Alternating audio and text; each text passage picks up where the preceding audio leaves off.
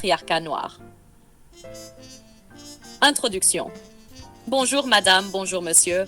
Je suis la voix des sans-voix. Aujourd'hui, on va parler d'un concept qui circule, le patriarcat noir. Certains disent que les hommes noirs auraient construit leur propre système de domination sur les femmes noires. Mais quand on regarde l'histoire et les faits, ce discours ne tient pas. 1. Le patriarcat est universel, pas communautaire.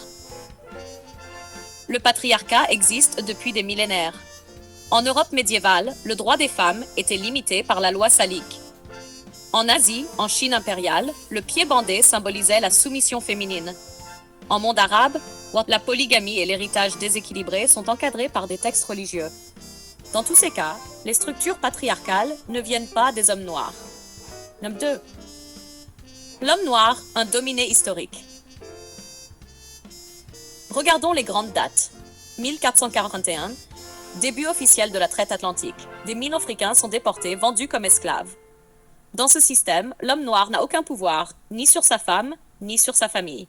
Les familles sont brisées, les mariages interdits ou ignorés. Code noir, 1685. Ce texte impose que l'esclave n'a aucun droit. L'homme noir est dévirilisé, il ne peut pas protéger sa femme ni sa descendance. Colonisation, 19e siècle. L'homme africain est soumis à l'administration coloniale. Ses terres sont volées, son rôle de chef de famille est remplacé par l'autorité coloniale. Là encore, il ne domine pas, il subit. Conclusion de cette partie, comment parler de patriarcat noir quand l'homme noir n'a jamais eu les rênes du pouvoir économique, politique et social? 3. Confusion entre sexisme et patriarcat.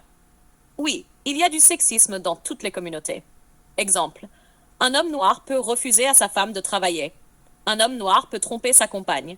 Mais ça, ce n'est pas un patriarcat spécifique aux noirs. C'est le même comportement que l'on retrouve chez les hommes blancs, arabes ou asiatiques. Le problème, c'est que certains veulent racialiser ce sexisme en parlant de patriarcat noir. 4. Une arme idéologique contre l'homme noir. Après l'abolition de l'esclavage, 1848 en France, 1865 aux États-Unis, de nouveaux discours sont apparus. Les hommes noirs ont été présentés comme des prédateurs sexuels dans la propagande coloniale. On disait qu'ils menaçaient les femmes blanches pour justifier lynchage et ségrégation. Aujourd'hui, parler de patriarcat noir reprend la même logique. Isoler l'homme noir comme coupable alors qu'il est lui-même victime d'un système global.